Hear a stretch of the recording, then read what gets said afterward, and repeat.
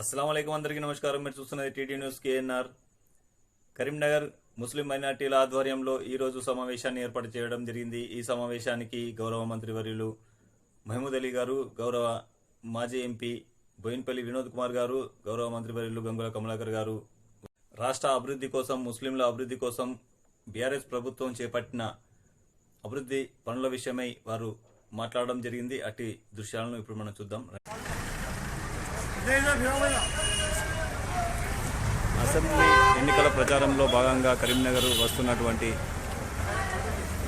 మంత్రివర్యులు మహమూద్ అలీ గారు ఈరోజు కరీంనగర్లో ఏర్పాటు చేసిన ఓ ఫంక్షన్ హాల్లో సమావేశానికి హాజరు కాబోతున్నారు.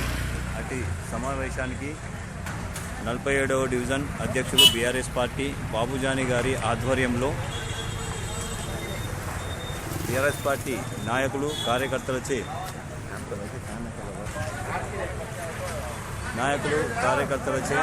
బయలుదేరుతున్నటువంటి దృశ్యం.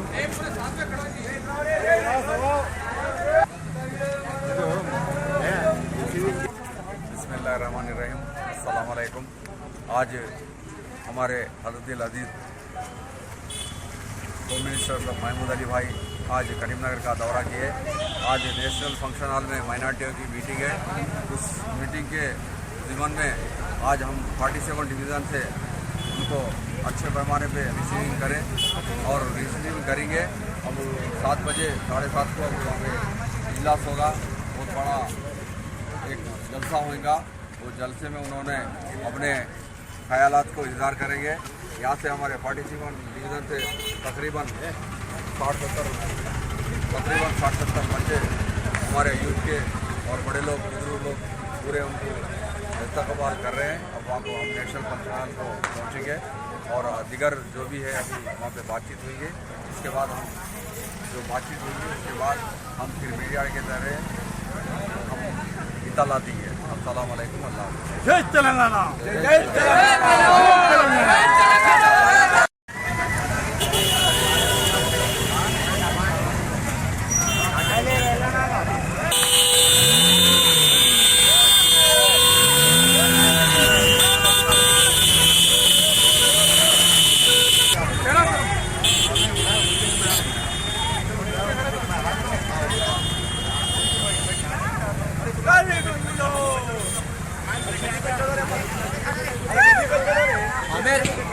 जो पीछे जाओ, थोड़ा पीछे जाओ।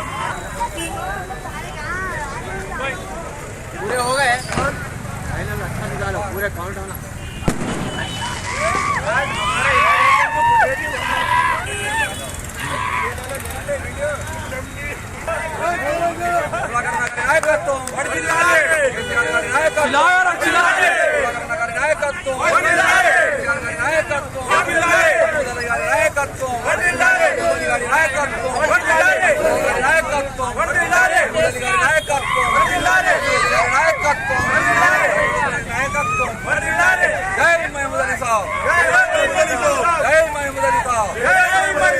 वेलकम टू महमूद अली साहब, महमूद अली साहब home minister. Welcome to Karimnagar.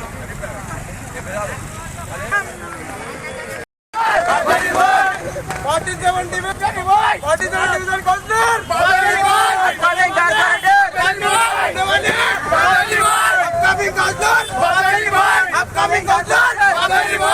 अपना लीडर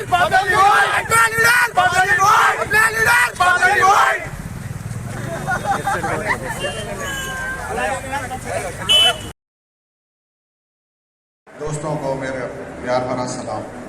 मेरे अजीज दोस्तों और भाइयों, अब जो माहौल है पॉलिटिकल का, पहले क्या कि वोट डाल दिए हम चले गए, लेकिन अब वोट डालना 100 बार सोच के वोट डालना पड़ता है, क्योंकि हालात ऐसे गुजर रहे हैं।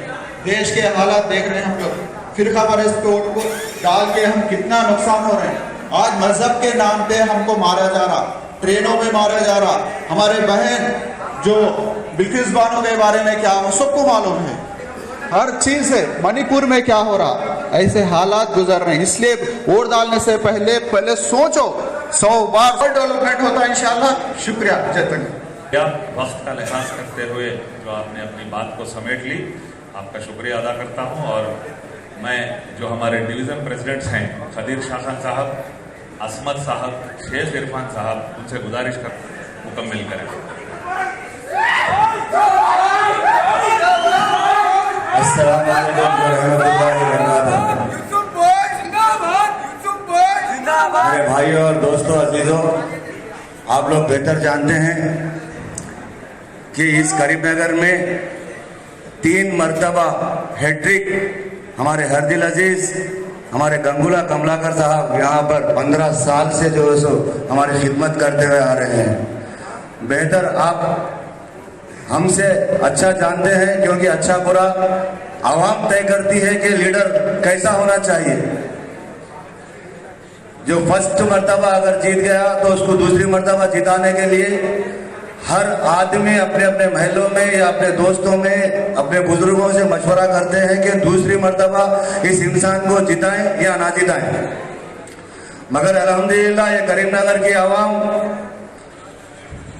मैं तहे दिल से आप लोगों को सलाम अर्ज करते हुए दुआ करता हूं कि लीडर हो तो सिर्फ कमलाकर जैसा, क्योंकि यहाँ पर फिरका परस्ती नहीं है और कभी किसी हिंदू मुस्लिम का झगड़ा नहीं है, कभी 144 सेक्शन नहीं है, कभी होटल, कभी थिएटर्स, कभी चौरस्ते, कभी नाकाबंदी नहीं है। ये सुकून, ये सुनहरा तेलंगाना जिस तरह केसीआर साहब ने मैं सुनहरा तेलंगाना बनाऊंगा इंशाल्लाह कहते हुए जो बोलो अपने कदम तेलंगाना की तरफ आगे निकले थे, आज बेशक हकीकत सुनहरा तेलंगाना बन चुका है। और उसके साथ साथ हमारे करीमनगर में जब से तेलंगाना आज़ाद हुआ, जब से 2 मरतबा हमारे हरदिल अजीज हमारे भाई गंगुला कमलाकर साहब ही MLA रहे, यही हमारे भाई लोग बुजुर्गों अपना वोट डालकर उनको भारी अक्सर से जो है सो कामयाब करें। अब आने वाले नवंबर की इस महीने की 30 तारीख को हमें फिर एक मरतबा वोट डालना है। हम अपने आपस में, अपने भाई ब्रदरी में, दोस्त अहबाब में फिर एक मरतबा हमें तय करना है कि गंगुला कमलाकर साहब ने गुज़श्ता 15 सालों में पीछे उन्होंने कुछ खोया है या हमें कुछ पाके दिया है, ये फैसला आवाम करती है। मैं आप लोगों से अदालत गुजारिश करता हूं कि आने वाले 30 तारीख को कार के निशान को वोट दें, गंगुला कमलाकर साहब को भारी मेजॉरिटी से जीता है, क्योंकि अभी इस वक्त सुनहरा तेलंगाना अभी 50% क्रॉस हो चुका है। आने वाले फिर एक 5 साल का तेलंगाना को मौका मिला केसीआर साहब को और उनके साथियों को, जहां पर उनके काम करने का तरीका है, जैसा कि हमारा मानव रिवर फंड है, मानव केबल ब्रिज तो हो चुका है, और यानी वहां पे गुजरे पहुंचने के बाद वहां पे नमाज का इंतजाम कर लेने के लिए बहुत से लोगों को मुश्किल हो रही, ताकि वहां पे मस्जिद का तो परमिशन नहीं दे सकते, इसलिए जो कम्युनिटी सेंटर का एक नाम देके वहां पर 20 लाख रुपए सैंक्शन करे, और अमजदिया मस्जिद के लिए 10 लाख रुपए हमारे मंसूर तवक्कली रहमतुल्लाह अलैह खाना बड़े दरगाह करीमुल्लाह शाह साहब रहमतुल्लाह अलैह दरगाह को भी जो है सो इंशाल्लाह 20 लाख रुपए जो है सो दे चुके हैं। और एक माइनॉरिटी को इससे ज्यादा जितना हो सके उन्होंने जो फंड आ रहा वो फंड में जो है सो देने की कोशिश कर रहे हैं। गैर मुस्लिम के साथ साथ हमें भी, जैसा वेंकटेश्वरा टेम्पल को 10 एकड़ की जमीन लैंड करे, जो वेंकटेश्वरा टेम्पल बनने जा रहा, तो हमारे करीमनगर के भी दानेश्वर बुजुर्गों ने दिन हम जैसे भाइयों मिलकर हमारे मंत्री साहब के पास रिप्रेजेंटेशन रखे। अल्हम्दुलिल्लाह हमें चिंता कोतापल्ली के बिल्कुल करीब में जो गवर्नमेंट एसआर कॉलेज बन चुका है, मेडिकल कॉलेज के बिल्कुल पीछे 8 एकड़ जमीन हमें कब्रिस्तान के लिए जो है ये सारी ईदगाह के लिए जो अलॉट हुई है। इससे बड़ी तोहफा क्या हो सकता है। उसके अलावा 2 एकड़ जमीन फिर हज कमेटी हज हाउस भी जो है करीमनगर में बनाया जा रहा है। इतने अच्छे काम होने वाले एक सेकुलर लीडर जो केसीआर साहब है, उनके साथ ये सेकुलर काम करने वाले जो गंगुला कमलाकर साहब है। मैं आप लोगों से ज्यादा वक्त नहीं लेता, बहुत से लोग बैठे हुए हैं। मैं एक आखिरी मर्तबा आप लोगों से तहे दिल से आप लोगों एक मर्तबा कार के निशान को फिर एक बार 4थी मर्तबा हमारे कमलाकर साहब को वोट देते बोल के वादा करो। जिसको भी हाथ है जो वोट डालने वाला है वो एक मर्तबा हाथ उठाना। जय कमलाकर अन्ना, जय कमलाकर अन्ना। कार गुर्तुके थैंक यू। बाबजानी भाई जिंदाबाद, यूसुफ भाई जिंदाबाद, खदीर शाह खान साहब जिंदाबाद, असमत भाई जिंदाबाद, शौकत भाई जिंदाबाद, वाजिद भाई जिंदाबाद, सब जिंदाबाद। जरा बात सुनेंगे। अस्सलाम वालेकुम, बिस्मिल्लाहिर्रहमानिर्रहीम।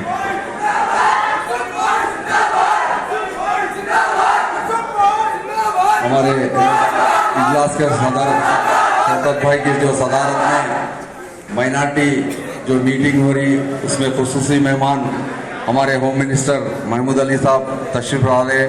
उस ज़िमन पे ये इजलास मुनक़िद किया गया। मैं खुसूसी तौर पर जो ये इजलास को, ये जलसे में जो आए, उन लोग को सबको, इंटेलेक्चुअल्स, उलमायों को, मुफ्तियों को, आलिमों को, यूथ को और प्रिंट मीडिया को, मेरे साथी जो TRS के कारकुनों को और हमारे डिवीज़न प्रेसिडेंट्स को और कोऑप्शन मेंबर्स को, सबको, हमारे हज कमेटी मेंबर्स को अस्सलाम वालेकुम। मैं हमारे इस डैश पे खुसूसी फाइनेंस कॉरपोरेशन चेयरमैन साहब को भी मैं मुबारक देते हुए खुसूसी तौर पर कुछ मैं इल्तिजा इज़हार कर रहा हूँ। ये हमारा जो पार्टी है, सेकुलर पार्टी है, मजहबी पार्टियों को मैं गुजारिश कर रहा हूँ जितना दूर रखे उतना अच्छा चीज़ है। ये हमारे CM KCR साहब तक पहुँचाना चाहिए। ये हैदराबाद के अंदर अगर आपकी दोस्ती बरकरार है, मजहबी पार्टियों से दोस्ती रखिए, लेकिन अजला के अंदर अगर दोस्ती बरकरार रहे तो TRS के जो कारकुन हैं, जो TRS पे जो भरोसा करके काम कर रहे हैं, वो लोग की बेभरोसी की जिंदगी चल रही है। मैं खुसूसी तौर पर मैं डंके की चोट पे कह रहा हूँ, क्योंकि ये लोग एक स्टेशन से, अभी हमारे से भी सीनियर स्टेशन से जो काम कर रहे हैं, खुसूसी तौर पर हमारे होम मिनिस्टर साहब इजलास में के लिए, और इससे पहले भी जब इलेक्शंस हुए हुजूराबाद के, जब इलेक्शंस के टाइम पे भी हमारे महमूद अली भाई को इस दिमाग पे हम इल्तिजा किए, जब असद भाई से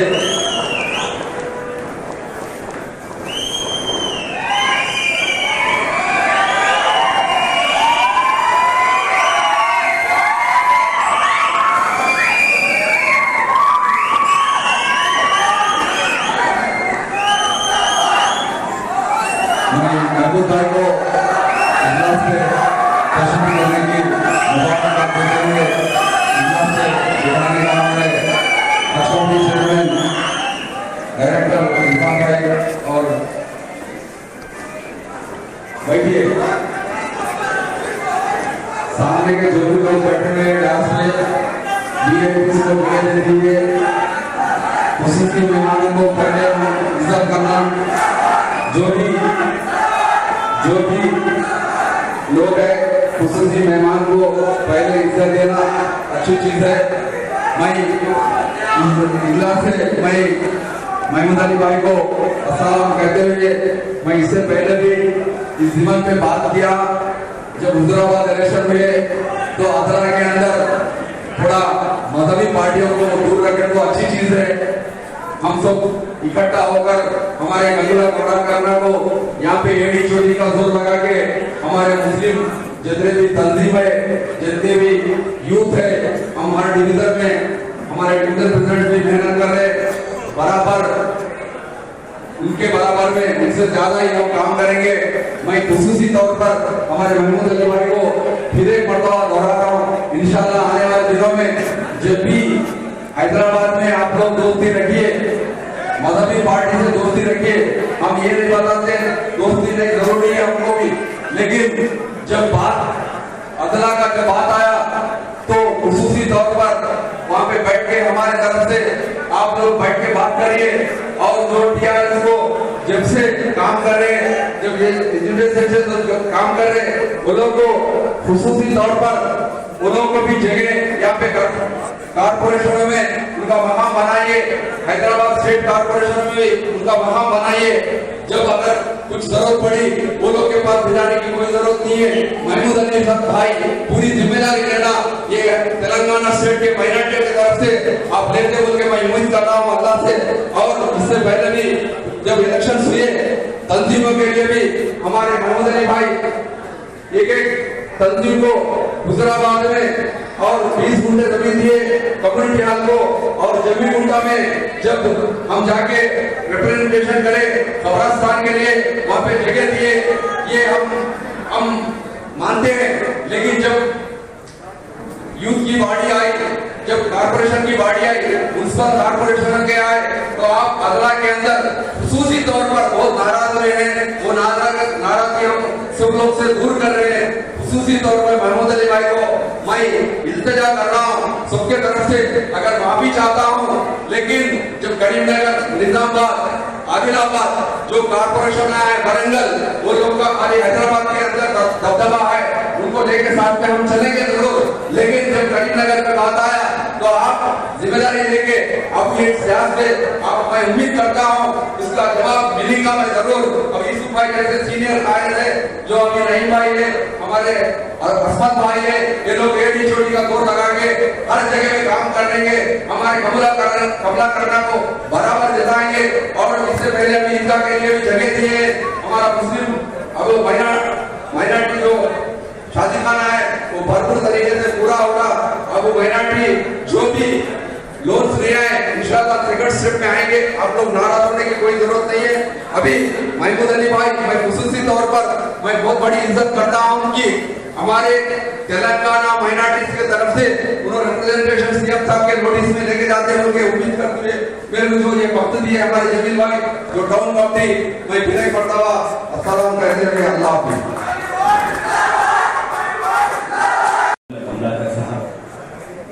और प्लानिंग कमीशन के वाइस चेयरमैन जनाब विनोद कुमार साहब, डैश पर तशरीफ फरमा मेरे दोस्त अकबर हुसैन साहब एक्स चेयरमैन, जमील भाई, और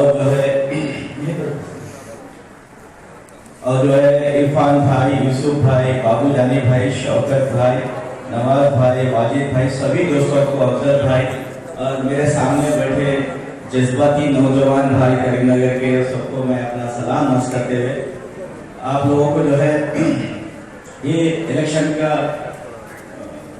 कैंपेनिंग चल रहा है, तो आप तक महमूद अली साहब और हम जो है आने का मकसद भी यही है कि हमने जो 9 साल या 10 साल के दौर में जो काम हमने किए वो आप तक पहुंचाएंगे, आपको मालूम भी है।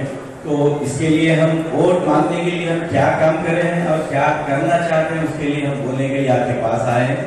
तो मैं आपसे बताना चाहता हूँ नौजवानों कि तेलंगाना आने से पहले हमारी रोजमर्रा की जिंदगी में हम कैसा गुजारते थे। हम जो है पानी को तरसते थे, हमको जो है करंट नहीं मिलता था, हमको जो है ना पढ़ने के लिए स्कूल थे, ना हमारे लिए कोई ऐसे स्कीमात नहीं थे जिसको हम गरीब आवाम तक पहुंचा सके। लेकिन तेलंगाना लाने का मकसद ही वही था केसीआर साहब का कि हमारे साथ जो नाइंसाफियां हो रहे हैं उसको जो है आप तक पहुंचाने के लिए, इंसाफ आप तक आने के लिए, चाहे वो नौकरियों में हो, चाहे वो स्कीमात में हो, कई चीजों में आप तक पहुंचाने के लिए तेलंगाना लाया गया। तेलंगाना का लाने का मकसद ही वही था केसीआर साहब का कि केसीआर साहब ये चाहते थे कि जिस मुसलमान कौम में गुर्बत होने की वजह क्या है, कांग्रेस पार्टी एक सचार कमेटी बनाई थी, कांग्रेस पार्टी एक सचार कमेटी बनाई थी, रंगनाथ मिश्रा कमेटी बनाई थी। उस कमेटी में क्या हुआ? उस कमेटी में ये हुआ कि सब हिंदुस्तान में अगर मुसलमान गुर्बत में है और तालीमी याफ्ता में अगर पीछे है तो दलित भाइयों के नीचे हमारा मुकाम आता है। हमसे ज्यादा तरक्की दलित भाइयों में है। तो 70 साल हुकूमत कांग्रेस ने जो है हमारे पे जो है आंध्र प्रदेश में 50 साल किया, 15 साल की हुकूमत 17 साल करे, लेकिन हमारे लिए कोई ऐसे इदारे नहीं खोले।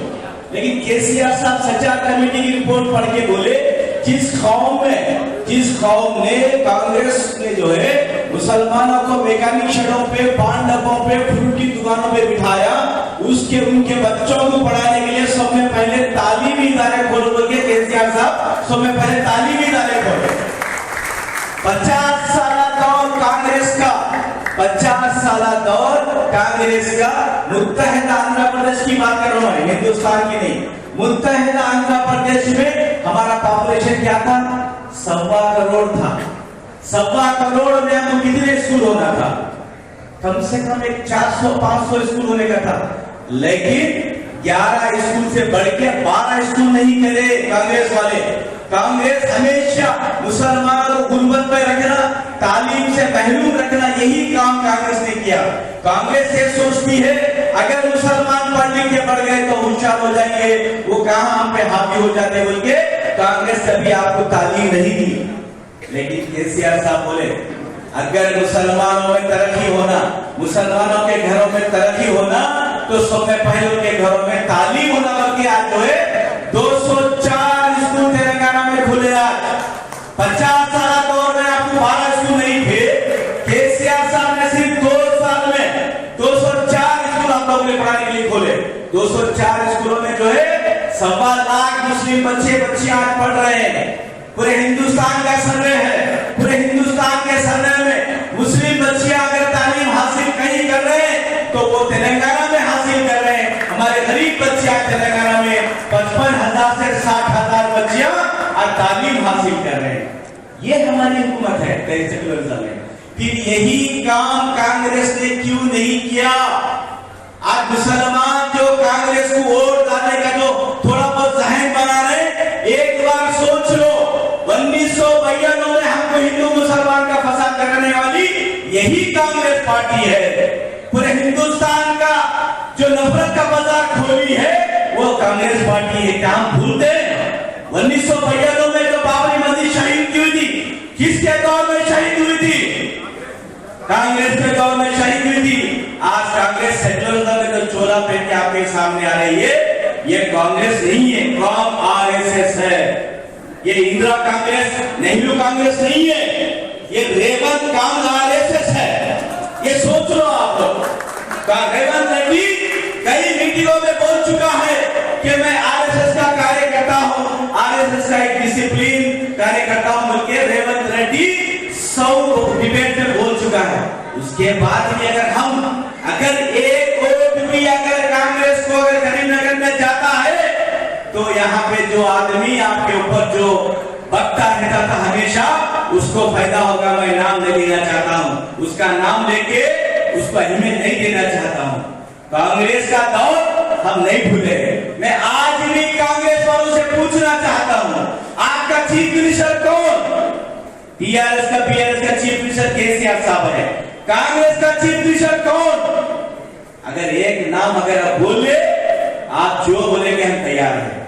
एक तरफ से उत्तम कुमार रेड्डी भाई चीफ मिनिस्टर बोल रहे, एक तरफ से जाना रेड्डी बोल रहे, कोमल रेड्डी नॉमिनेशन दाता बोल रहे कि मैं चीफ मिनिस्टर बन सकता हूं। एक तरफ से भट्टी विक्रमार्क बोले हमारे खम्मन को वेंकट राव के बाद मेरे को मौका मिलने वाला बोले। एक उधर से बोल रहे, इधर से बोल रहे। फिर रेवंत रेड्डी तो खाब में छींचने उसके याद आ रहे हैं रेवंत रेड्डी को। तो आप सोचो, अगर एक आदमी चीफ मिनिस्टर बन गया, क्या वो 5 साल का चीफ मिनिस्टर होगा? नहीं होगा। अगर कोमल रेड्डी चीफ मिनिस्टर बन गया, रेवंत रेड्डी उत्तम कुमार रेड्डी फसादात करा देंगे। फसादात में कौन शहीद होते हैं? मेरे पंचर की दुकान पर बैठने वाला मेरा भाई, फ्रूट की दुकान पर बैठने वाला मेरा भाई, हम लोग जो है शहीद होना पड़ता है। कांग्रेस कभी आपका मुस्तकबिल सही नहीं कर सकती। कांग्रेस के दौर में हमने गुर्बत में थे 50-60 साल से, लेकिन केसीआर साहब क्या करे? आज जो है मैकेनिक, जो मुसलमान मैकेनिक है, उसके बच्चों को मैकेनिकल इंजीनियर बनाने का इदारे खोले। आपके बच्चों को डॉक्टर, इंजीनियर, आईएएस, आईपीएस बनाने का जो काम केसीआर साहब कर रहे, वो कांग्रेस कभी नहीं करी। और एक बोलना चाहता हूं मैं आपको, हमारे हरदील अजीज साहब जो करीमनगर को स्मार्ट सिटी लाकर जो है करीमनगर को तरक्की की तरफ लेके गए, विनोद कुमार साहब को मैं बैठ पे आने की वेलकम करता हूं sir, welcome please sir, wish you happy Deepavali sir.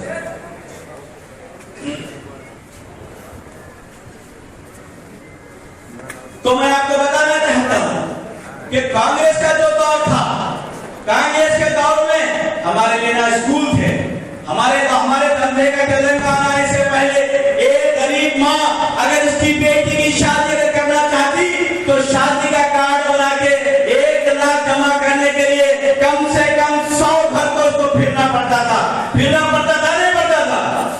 KCR साहब क्या बोले, किसी मुसलमान को किसी के घर पे जाके चंदा पूछने की जरूरत नहीं है, उस घर का बड़ा बेटा बन के उस गरीब बच्चे की शादी हुकूमत तेलंगाना करेगी बोल के 2,75,000 शादियां पूरे तेलंगाना में हुए। आज कितने शादियां?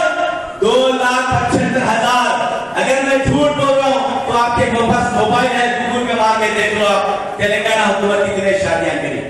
फिर यही काम कांग्रेस ने क्यों नहीं किया? हमारा सवाल है। आज जो మీ అందరికీ నేను చేతులెత్తి వేడుకుంటున్నా, మన కరీంనగర్ నగరాన్ని బ్రహ్మాండంగా తీర్చిదిద్దినటువంటి నాయకుడు మన గంగుల కమలాకర్ గారు దొరికింది. ఇలా అభివృద్ధి తప్పితే మాకు వేరే ఆరాటం లేదు, అభివృద్ధే మా బాట, అభివృద్ధే మా ఆలోచన.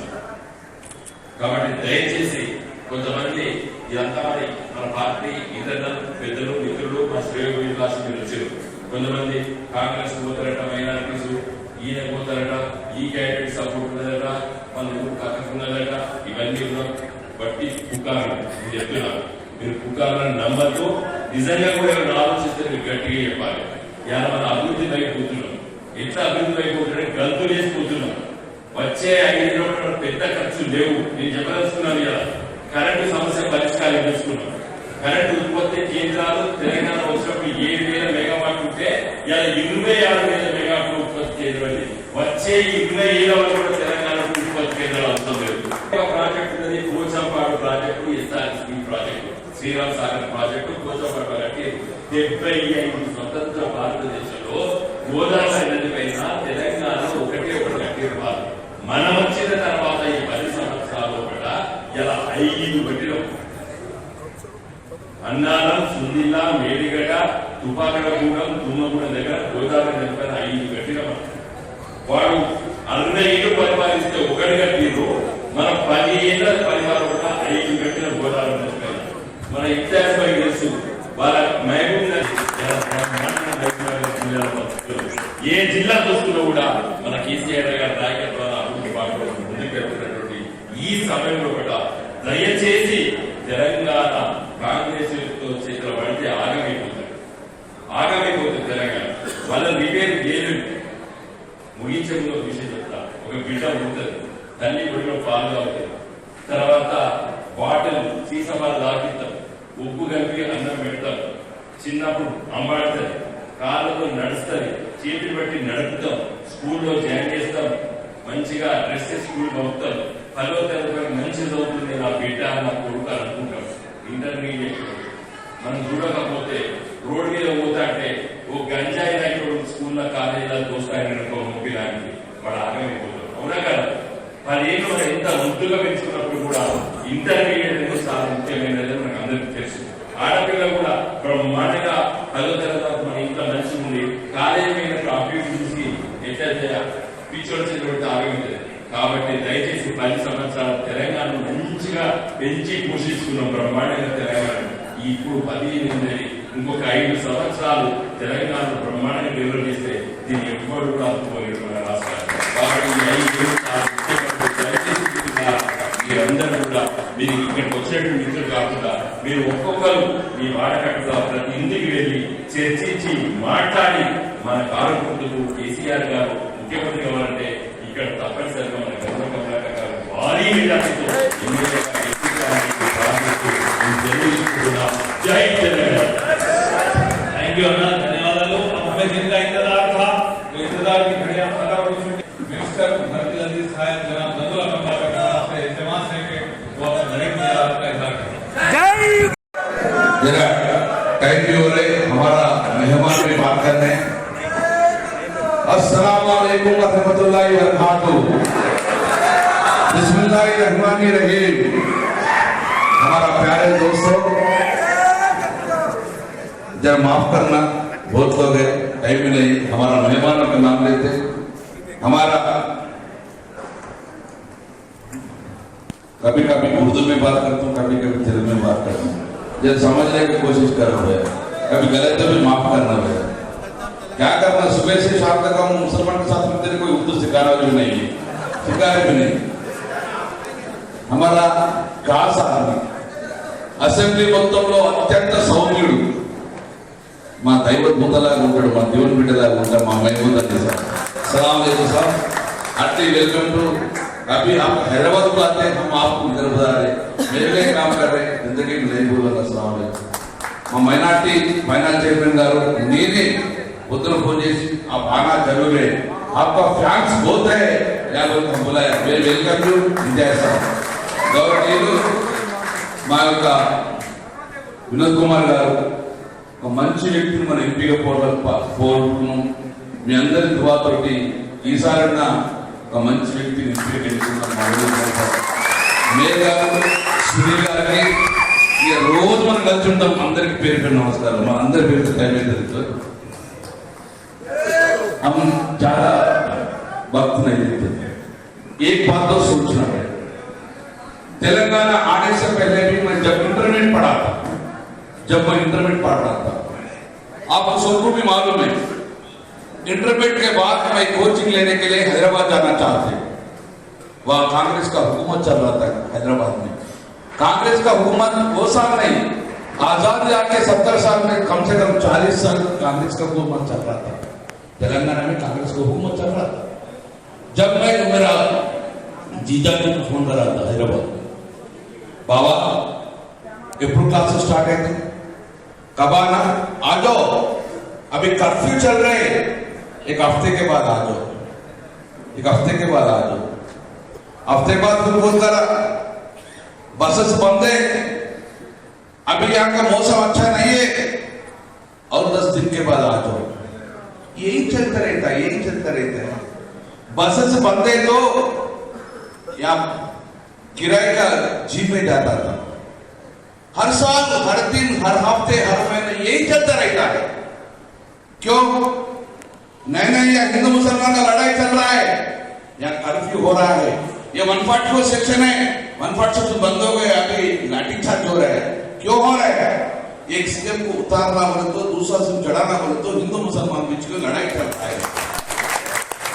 ये होते रहता है, चाकू मारता रहता है, लाठीचार्ज होता रहता है। अरे ये सीएम फेल रहे, इसको उतारो, दूसरा लैंड कर दिया, दूसरा आदमी को चढ़ाना, बस बंद है। 15 दिन के बाद स्कूल डालना, फिर हिंदू मुसलमान के बीच में लड़ाई शुरू करो, यही चलता ना। आजादी का 70 साल में हम यही सुनाना, यही सुनते आए। तेलंगाना की हुकूमत में आ गए, केसीआर का सेक्युलर गवर्नमेंट है। ये करीमनगर सोचो, ये इतिहास देखो, करीमनगर तेलंगाना का इतिहास देखो, या हिंदू मुसलमान सिख ईसाई मिलजुल के दिया था, इंशाअल्लाह हम आगे भी ऐसे जीना है, यही हम चाहते हैं। तेलंगाना देखो 10 साल में करीमनगर तेलंगाना में कभी हिंदू मुसलमान में जो लड़ाई हुआ, अरे बाप रोता था, मेरा बेटा बाहर गया, 11 बज गए, अभी तक क्यों घर नहीं पहुंचा, डर डर के रहता था। वही सोचते ना, हमारा माँ बहन शादी को गया, कबा तक क्या की, वो सोच रहता था। तेलंगाना आने से पहले एक डर रहता था, माइनॉरिटी में रहता था बीजेपी वाला। मैं क्या बोलूं, ये बीजेपी का हरकत रोक नहीं सकते, कांग्रेस का रोक नहीं सकते। कांग्रेस की बात तो दम नहीं, बीजेपी को हरकतों को, बीजेपी को जुल्म को रोकने का ताकत कांग्रेस के पास नहीं था, इसलिए तो वो हो रहा था। तेलंगाना की हुकूमत है, केसीआर साहब का हुकूमत है। देखो करीमनगर में ये 10 साल में एक दिन तो बंद है क्या, एक दिन तो 144 सेक्शन दिखा क्या, कभी हिंदू मुसलमान का लड़ाई चल रहा था? क्यों बोले तो यहाँ शेर है, केसीआर साहब का सेक्युलर गवर्नमेंट है। डर के सो गए, अंदर डर के सो गए, डर के सो गए। कब वो लोग बाहर आता है, जब कांग्रेस का हुकूमत तेलंगाना में तो फिर ये लाठी पकड़ के फिर बाहर आता है। वो चाहते कि हम वो नहीं चाहते। देखो भाई, जहां हिंदू मुसलमान सिख ईसाई मिलजुल रहता हुआ है, वहां अमन शांति रहता है, वहां अमन शांति रहता है, वहां तरक्की आगे बढ़ता है। जहां तरक्की आगे बढ़ता है, बड़े बड़े कंपनीज करीमनगर आता है। उसीलिए तो अमन शांति के रखने के लिए हम पूरा कोशिश करेंगे, या हिंदू हो मुसलमान हो, अमन शांति रखने की कोशिश करेंगे। సోదరులారా ఒక్కసారి ఆలోచించుకో. నేను ఎమ్మెల్యే కావాలను, కేసీఆర్ ముఖ్యమంత్రి కావాలని నేను చెప్తలేదు, అది కాదు నాకు. కానీ మన బిడ్డల భవిష్యత్తు కూడా బాగుండాలి, ఈ కరీంనగర్ నగరం బాగుండాలి. 10 సంవత్సరాల క్రితం ఎట్లా ఉంది కరీంనగర్? 10 साल पहले कैसे था, अभी 10 साल में शहर कितना अच्छा बढ़ गया, कितना सुंदर बन गया, शहर का तरक्की कैसे हो गया. ये तरक्की को आगे बढ़ाना नहीं चाहते, आगे चलाना नहीं चाहते. ये तरक्की को आगे चलाना बोले तो सेंट्रल गवर्नमेंट को दुआ करना. अभी है जंग चल रहा है. अभी 2 मिनट पहले मैं मेयर साहब सब लोग आए तो रिपोर्ट पढ़ा, अभी 2 मिनट का सेंट्रल इंटेलिजेंस, स्टेट इंटेलिजेंस और नमस्ते का अभी सर्वे हो गए. वो सर्वे में परफेक्ट दिया. क्या बोल के दिया? करीमनगर में 3,50,000 का वोट आया है, 3,50,000 वोट. बीआरएस का कैडर में कितना रहता है समझो, 10,000 समझो. बीआरएस का कैडर पूरा मिला के 10,000 समझो. एमआईएम का समझो 5,000, 15 हो गए. कांग्रेस का समझो 5,000, 20 हो गए. पूरा पार्टी मिला के 30 से 40,000 रहता बराबर. बाकी का 3,10,000 का है. 3,10,000 बाहर नहीं आते, बातें करते, पार्टनर में बातें करते, चाय पे चलते रहते, काली जाके इलेक्शन में जाते, कारपोरेशन वोट डाल के फिर घर आता है. यही चलता है ना. हम सर्वे में भी वही बोला था, सर्वे में भी वही बोला, हम चाय होटल पे बात करने का हमारा नहीं है, हम पार्ट लेने पे बात करने का नहीं है. हम काली ये तरक्की देके वोट डालने वाले हैं, अमन शांति को वोट डालने वाले हैं, ये तेलंगाना को वोट डालने वाले हैं. తెలంగాణ తెచ్చుకున్న అమరసాక్ష తెచ్చుకున్న తెలంగాణ దొంగల చేతులు పెట్టద్దు, తెచ్చుకున్న తెలంగాణ కాంగ్రెస్ చేతులు పెట్టద్దు. కాంగ్రెస్ ఇప్పుడు నమ్మద్దు, కాంగ్రెస్ ఇప్పటికే ఢిల్లీ ఉన్నది. కాంగ్రెస్ ఎప్పుడు మన తెలంగాణ హైదరాబాద్ ను ఎప్పటికైనా భారతత్వం చేసేది. కాబట్టి బీజేపీకి కాంగ్రెస్ కు ఇయ్యము, తెచ్చుకున్న తెలంగాణ సేఫ్, మా బిడ్డల భవిష్యత్తు సేఫ్ ఉండాలంటే మేము కేసీఆర్ చేతులు పెడతామని చెప్పేసి 5 మినిట్ పైనే సర్వే ఆగి. सोदरा 1956 नवंबर 1 वो दिन हम कभी नहीं बोलते. हैदराबाद स्टेट एक रिचेस्ट स्टेट 1956 1956లో ఒక రిచెస్ట్ స్టేట్ నిజాం ప్రభుత్వం చేసి పెట్టినాక 1956 రిచెస్ట్ స్టేట్. కళ్ళు పడ్డాయి, ఆందోళన, కడుపు మంట మొదలైంది. జాన్బూజ్కి ఆ రోజు కాంగ్రెస్ పార్టీ, బీజేపీ అందరూ కలుసుకొని బలవంతంగా ఈ తెలంగాణపై ఆందోళన కలిపారు. 40 साल बर्बाद हो गए. अभी शुरुआत हुआ, फिर मल्ला आंदोलन अच्छे किरण कुमार रेड्डी अच्छे बीजेपी, चंद्रबाबू भी जाते पवन कर रहे हैं बीजेपी को, शर्मिला आ गए कांग्रेस से, केवीपी रामचंद्र कांग्रेस से. सब लोग हैरान में बैठा है. क्यों बैठा है? हरा देंगे. केसर हाथी में और बात करते हैं. एक कांग्रेस की दे दो, जहां सोनिया गांधी बोलते हैं मुन्नी तक दे दो बोलते. मोदी बोले तो यहाँ का बात सुनते हैं, लेकिन केसीआर किसको सुनते हैं? हमारे जनता के बारे में सोचते केसीआर. क्या बोलते हैं? जाओ हैदराबाद में अन्नपूर्णा स्टूडियो से वो आंध्र गए, पद्मदेव स्टूडियो आंध्र, जमीनें आंध्र के ना दे दो, अगर उसको हैदराबाद दे बोले तो क्या, अगर हैदराबाद देने को और क्या बेचता हमारा? बिजली गए, पानी गए, అంతేగా మన గుడ్డి దీపం కదా, అది కోరుకుందామా? సోదరులారా, మన తాత ముత్తాతలు మన బుజుర్గో గలక్కరా 40 సంవత్సరాలు దరిద్రాన్ని చూసినాం, 10 సంవత్సరాలు అద్భుతమైన డెవలప్ చేసినాం. మళ్ళీ మనం తప్పు ఎత్తే అగర్ ఏ గలత్ కరెనా మన పోరాటాల నోట్లే మనమే కొడుతాం. మన बच्चों का फ्यूचर हम ही खराब कर रहे हैं. అందుకే सोच समझ के एक ही वोट हमारा तेलंगाना के लिए वोट डालो को काट कर निशान दो. करीमनगर का भी बोल दूं भाई, करीमनगर के बोल दूं, कांग्रेस वाला देखो वो भी काकी ने करे नहीं है, क्या नहीं है? वो भी काकी ने करेंगे. उन्होंने जीतने के लिए नहीं खड़ा, बंटी संजय को जिताने के लिए खड़ा हुआ. ये वो जीतने के लिए नहीं है. मैं अल्लाह की कसम, भगवान की कसम खा के बोलूं, नहीं उन्होंने जीतने के लिए कभी जीतते भी नहीं, कभी रोड शो में जीतते क्या नहीं जीतते, लेकिन वो जीतने के लिए नहीं, बंटी संजय को जिताने के लिए खड़ा है। हमारा मुसलमान वोट गंगोला कमलाकर जितना जो तो वो खींच लेना उसको जिताने के लिए, इसीलिए तो हम सलाम करके बोलूंगा, सलाम करके बोलूंगा। मैं एमएलए के जीतने के लिए, कैसे तो मुख्यमंत्री बनने के लिए बोल रहा हूँ, लेकिन ये शहर का अमन शांति बिगड़ना नहीं, ये शहर का अमन शांत रखना है। The law and order should be continue, the development should be continue. हम क्या बोल रहे हैं, एक वोट अगर मुसलमान भाइयों का अगर कांग्रेस गया ना, 2 वोट बीजेपी को फायदा होता है। बीजेपी का फायदा तो क्या होता है, बस सुबह शाम आगे कौन, राजा सिंह आगे कहीं के लिए नॉमिनेशन के लिए, 25 तारीख को मोदी आ रहे, ना जिताने से पहले ये लोग आए, जीतने के बाद और कौन आता, रहते क्या करीमनगर शहर कैसे अमन शांति रखते क्या, फिर आते सब लोग सो गए ना, वो सब लोग आता है, क्या होता है करीमनगर शहर को?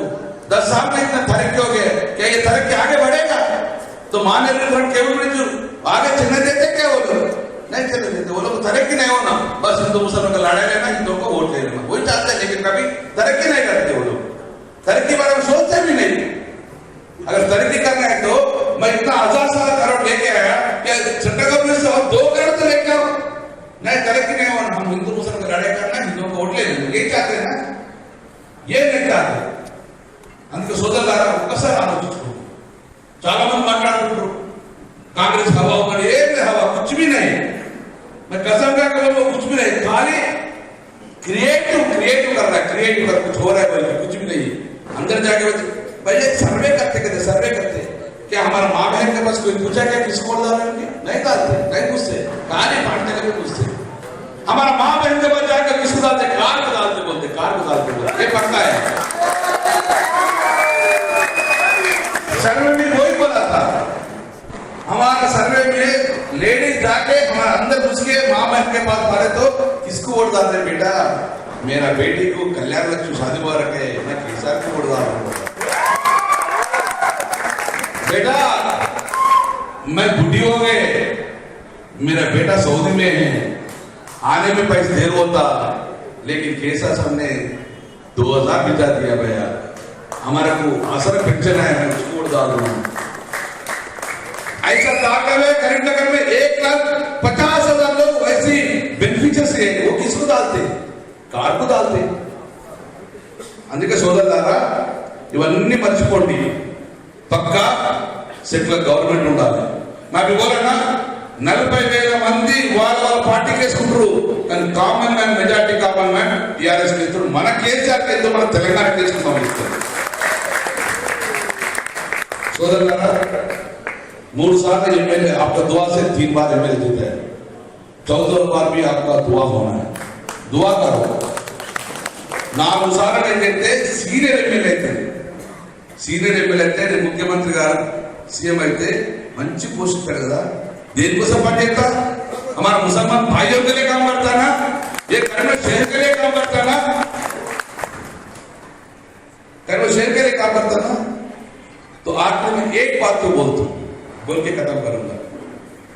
श्रीधर बाबू मिनिस्टर था,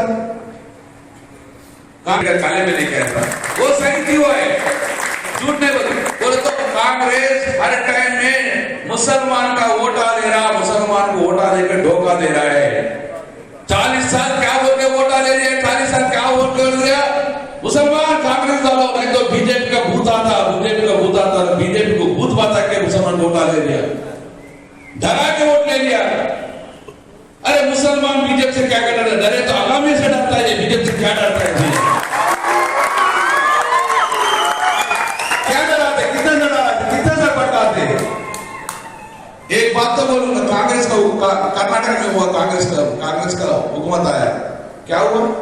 बिजली दे तो बोला, बिजली ने करंट ले, नीलू ले, बिయ్యం ले, लास्ट को 5 నెలలకే కర్ణాటక రైతులు వచ్చి మోసగాళ్ళు కాంగ్రెస్ వాళ్ళు ఇలా ఓటేయమన్నారు, ఆల్రెడీ మనం ఓటేసిస్తాం, వాళ్ళు నీళ్లు లేవు, కరెంటు లేదు, బస్సులో మహిళా ఫ్రీ, బస్సులే లేవు, लास्ट को బియ్యం లేకపోతే తెలంగాణ गवर्नमेंट में सिंचन में मिनिस्टर से के बाद चावल देना भूखे मर रहे तो चावल भी नहीं है। क्या करना, 5 साल के लिए चुनाव होगा, 6 महीने में खत्म हो गया कांग्रेस। అందుకే మీ యొక్క విలువైన ఓటు, పవిత్రమైన ఓటు వేసేటప్పుడు ఆలోచించుకొని వేయాలి. ఒక ఓటు వేస్తే ఈ తెలంగాణ భవిష్యత్తు ఏం కావాలి, ఒక ఓటు వేస్తే ఈ కరీంనగర్ భవిష్యత్తు ఏంది, ఒక ఓటు వేస్తే మన పిల్లల భవిష్యత్తు ఏంది ఆలోచించుకొని ఒక్కసారి మీరు కాంగ్రెస్ పార్టీ అనేది మోసగల party, TRS party Apna party, మీ పార్టీ, మీరందరూ జయించిన పార్టీ కాబట్టి మీరందరూ ఒక ఓటేయాలని చెప్పి మీ అందరి సభ్యులను మనం చేస్తుంది. సోదరులారా, ఎలక్షన్ 30వ తారీఖు ఒక్కసారి ఆలోచించుకోండి. మనం మా బహిరంగ ఓటేస్తాం, ఎందుకంటే ఈసారి ఇంకా కరెక్ట్ ఓటేసి కేసీఆర్ సార్ ఇంకా సీఎం చేస్తే ఇక మన తెలంగాణ వైపు देखने वाले भी नहीं रहता, नजर भी नहीं आ रहा. అందుకే మన తెలంగాణ భావితరానికి సస్యశ్యామలం ఉండాలి, सही सलामत रहने दुआ करो इस बार, केसर साहब को दुआ दो, करीमनगर शहर के अमन शांति के लिए गंगुला कमला को दुआ करो. मेरा वादा है 1-2 साल में पूरा कंप्लीट करूंगा, जो पेंडिंग वर्क से पूरा कंप्लीट करूंगा. మీరందరూ ఒక్కసారి ఆలోచించండి. మీరందరూ దయచేసి సోదరులారా, కరీంనగర్లో కలిసి జీవించాలి. ఆ జీవించే పద్ధతి కొనసాగాలంటే మీ అందరూ మా అందరికి దువా కరో. खुदाफिज, अल्लाह हाफिज. चंद्रशेखर राव साहब बने, 99 में देवेंद्र राव साहब बने, 2004 में टीआरएस की बदौलत यहाँ पे कांग्रेस बनी, वरना गुज़श्ता 40 साल में कभी कांग्रेस का एमएलए यहाँ नहीं जीता, इंशाल्लाह आइंदा भी नहीं जीतेगा. मैं इस शेर के साथ हमारे हरदिल अजीज साहब को दावत देना चाहता हूँ. एक पुराना शेर है जिसको आपने गलत साबित कर दिया. ये कहावत है कि पारसाई पे तेरी दाग जरूर आएगा, पारसाई पे तेरी दाग जरूर आएगा. इतना आसान नहीं इस कौम की क़ियादत करना, मगर आपने इसको गलत साबित किया है. मैं दावत दे रहा हूँ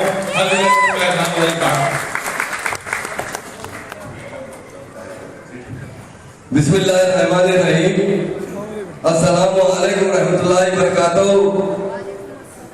आपके हरदिल अजीज मिनिस्टर साहब, ऑनरेबल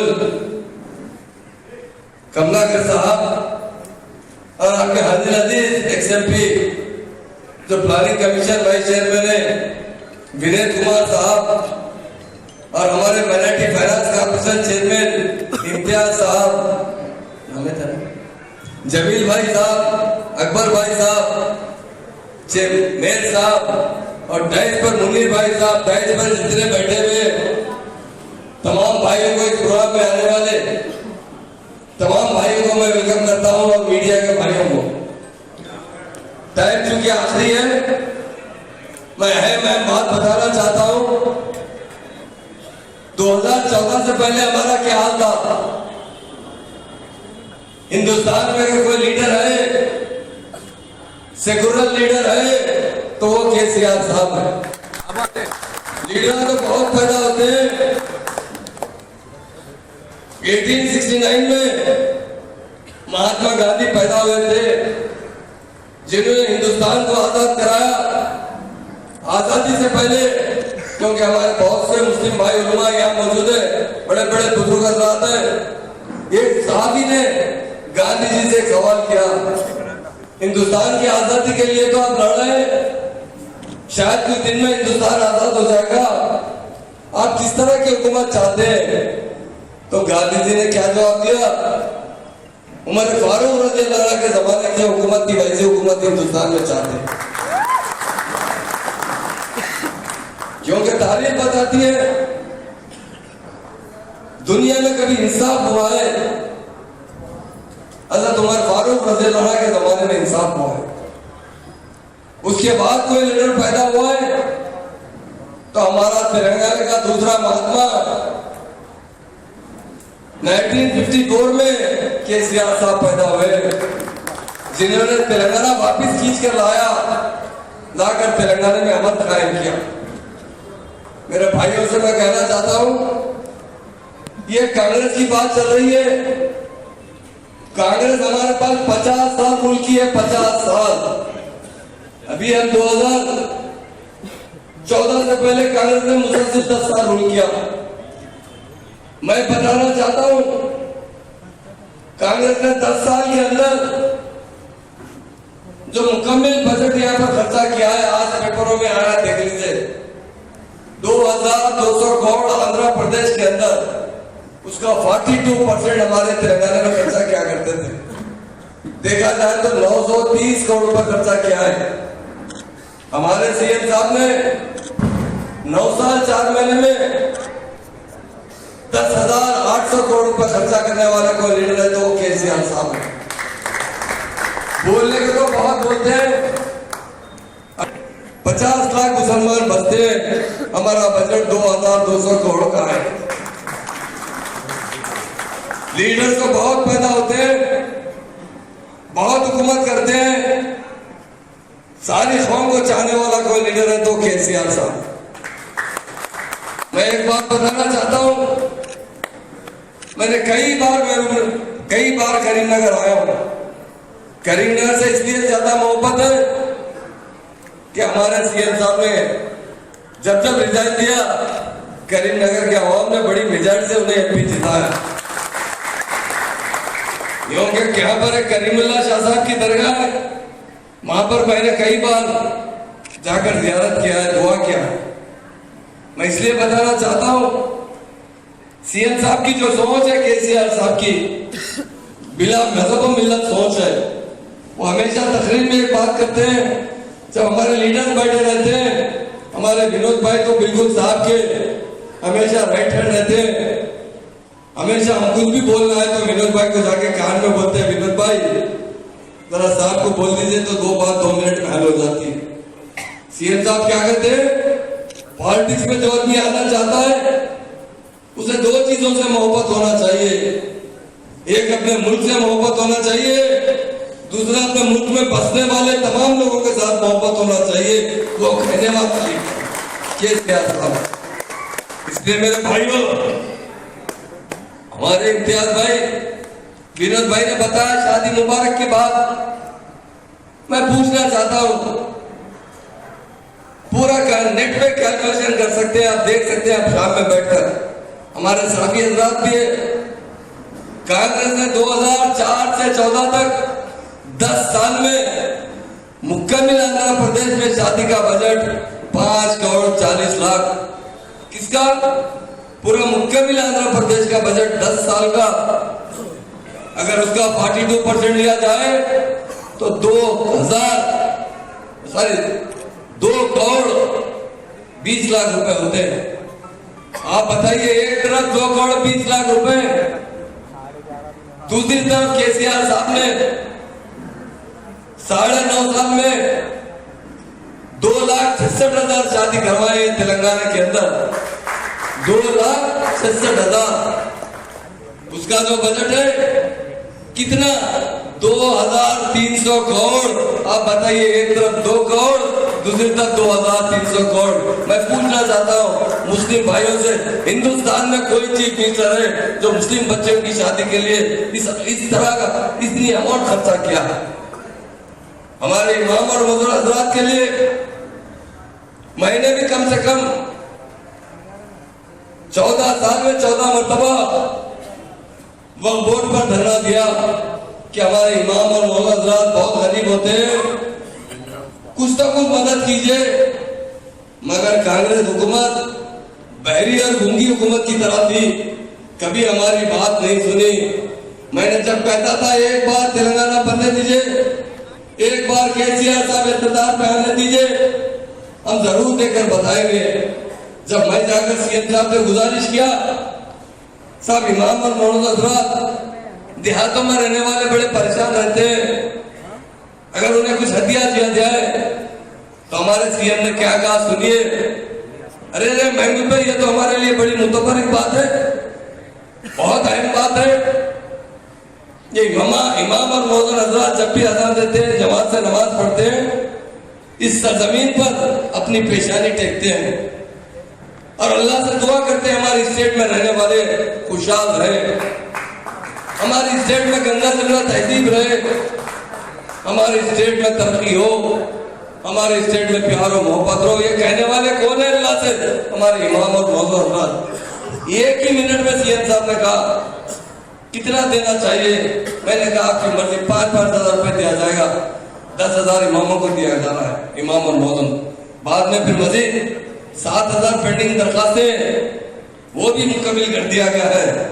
और एक बात बताना चाहता हूँ मीडिया भाइयों से, तेलंगाना में तीसरी मर्तबा जब हुकूमत बनाएंगे 10-10 हजार रुपए कर देंगे इमाम को, 10,000 मौजूद को। हमारे बारे में लोग गलत अफवाहें फैलाने की कोशिश करते हैं कांग्रेस वाले, अरे वो तो धोखेबाज है।